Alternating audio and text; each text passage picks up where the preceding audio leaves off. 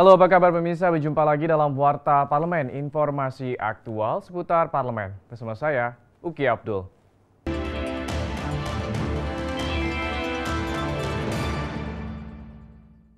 Warta Parlemen kita awali dengan informasi dari Komisi 3 DPR RI yang mengapresiasi kesigapan Polda Kalimantan Tengah terkait dengan pengamanan Pilkada serentak 2018. Dengan persiapan aspek keamanan yang matang, DPR berharap Pilkada dapat berlangsung dengan aman, tertib, dan lancar. Ditemui usai menyaksikan gelaran simulasi sistem pengamanan Pilkada serentak di lapangan Polda Kalimantan Tengah baru-baru ini, Ketua Tim Kunjungan Kerja Komisi 3 DPR RI Herman Heri menyampaikan apresiasinya atas kesigapan jajaran Polda Kalimantan Tengah dalam mempersiapkan pengamanan Pilkada serentak 2018 mendatang. Herman menilai upaya yang dilakukan oleh jajaran Polda Kalimantan Tengah tersebut sudah cukup matang dan profesional. Persiapan mereka cukup matang, cukup profesional, bahwa ada kekurangan di sana-sini tentunya akan diperjuangkan oleh Komisi 3 untuk ditambahkan atau dilengkapi menjadi apa yang mereka perlukan.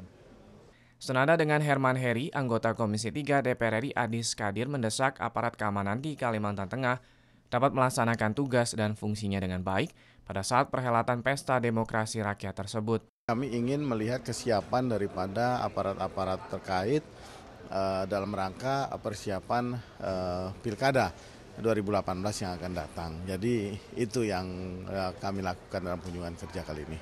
Dari Provinsi Kalimantan Tengah, Siva Faujiah, TVR Parlemen melaporkan. Kita beralih ke informasi selanjutnya. Komisi 5 DPR RI meminta pemerintah memprioritaskan perbaikan jembatan Batang Bungo dan Batang Tebo di Provinsi Jambi. Kedua jembatan ini merupakan akses utama transportasi jalur perlintasan yang menghubungkan beberapa provinsi yang berdekatan dengan Jambi. Kita saksikan informasi selengkapnya.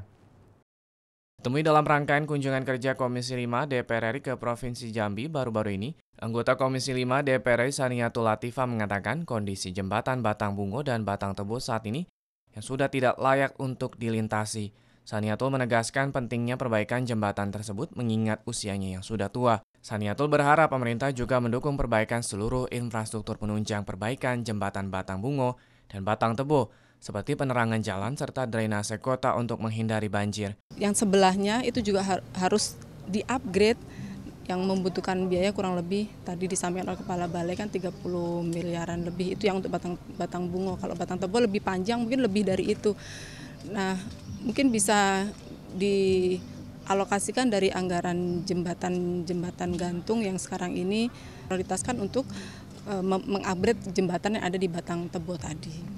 Gubernur Jambi, Jumi Zola mengharapkan Komisi 5 DPR RI mendukung upaya pemerintah Provinsi Jambi dalam perbaikan infrastruktur seperti jalan dan jembatan yang ada di Jambi. Jumi Zola mengungkapkan Jambi merupakan daerah yang memiliki banyak sungai, sehingga pembangunan jembatan menjadi hal yang sangat penting sebagai penghubung antar wilayah di Jambi. Pertama itu sudah termakan usia, tidak bisa tonase yang besar-besar itu ya lewat itu tidak bisa, bahaya sekali. Jadi kita untuk mengurai macetnya juga padatnya jalur transportasi, kita butuh jembatan baru. Dan kami sudah mengiyakan, kami bersama dengan Pemkab Muara Jambi nanti untuk yang mengurus pembebasan lahannya.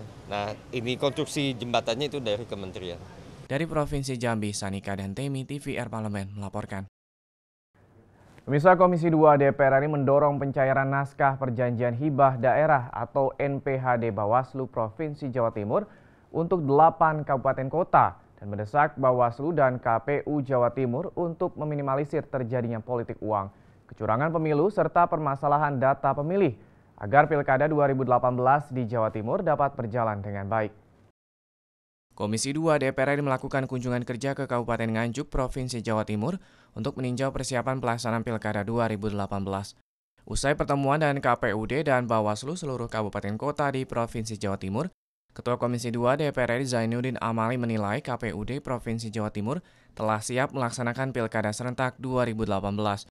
Namun Zainuddin menyayangkan masih terdapat permasalahan terkait pencairan naskah perjanjian hibah daerah atau NPHD Bawaslu 8 kabupaten kota di Jawa Timur. Zainuddin Amali mengatakan seharusnya pencairan NPHD untuk KPUD dan Bawaslu kabupaten kota telah selesai pada Juli 2017. Laporan dari Bawaslu Jawa Timur itu ada 9 daerah di Jawa Timur ini yang NPHD-nya masih bermasalah.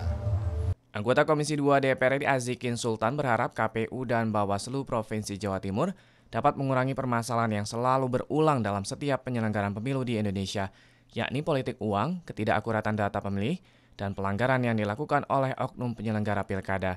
Yang sering menyimpang dari ketentuan-ketentuan yang ada. Kalau 4 faktor ini sudah dilaksanakan dengan baik, kami yakin bahwa kita mendapatkan hasil pemimpin melalui proses demokrasi yang betul-betul diharapkan oleh masyarakat. Dari Provinsi Jawa Timur, Esti Kartika, TVR Parlemen melaporkan. Pemirsa, Komisi 11 DPR RI mengapresiasi pencapaian pertumbuhan ekonomi Provinsi Sulawesi Selatan yang di atas rata-rata angka pertumbuhan nasional. DPR berharap pertumbuhan ekonomi yang terjadi dapat dinikmati oleh seluruh lapisan masyarakat sehingga rakyat lebih sejahtera. Ditemui saat melakukan kunjungan kerja ke Provinsi Sulawesi Selatan, Wakil Ketua Komisi 11 DPR RI Marwan Ciasan menilai tingginya pertumbuhan ekonomi di Provinsi Sulawesi Selatan yang di atas angka pertumbuhan ekonomi nasional masih belum berdampak signifikan terhadap kesejahteraan masyarakat. Hal tersebut terlihat dari masih tingginya kesenjangan sosial, angka kemiskinan yang masih tinggi dan indeks pembangunan manusia yang tergolong masih rendah. Marwan meminta masyarakat dapat dilibatkan dalam pembangunan infrastruktur di Provinsi Sulawesi Selatan yang memperoleh alokasi APBN cukup besar. Distribusi kesejahteraan ini penting menjadi perhatian pemerintah provinsi maupun pemerintah daerah. Sehingga pertumbuhan ekonomi yang tinggi itu ke depan kita harapkan bermanfaat bagi peningkatan kesejahteraan rakyat. Contoh saja persoalan air bersih. Masih hampir 40% masyarakat Sulawesi Selatan itu belum menikmati air bersih. Anggota Komisi 11 DPR RI Fatan berharap pertumbuhan ekonomi Provinsi Sulawesi Selatan dapat dirasakan oleh seluruh masyarakat. Ia meminta pemerintah dapat memaksimalkan seluruh potensi yang dimiliki seperti komoditas pertanian dan juga sektor pariwisata untuk meningkatkan kesejahteraan masyarakat dan menekan angka kemiskinan. Makassar ini luar biasa sekali potensinya, ada Tanah Toraja, ada kemudian Batimurung. Ini suatu hal yang sangat penting bagaimana peningkatan ekonomi ditopang dari pariwisata. Apalagi dunia menunjukkan bahwa turisme pariwisata bisa menjadi salah satu faktor untuk mengurangi kemiskinan.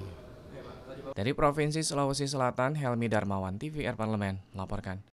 Pemirsa, demikianlah Warta Parlemen edisi kali ini. Sampai jumpa pada Warta Parlemen berikutnya. Terima kasih atas perhatian Anda. Wassalam.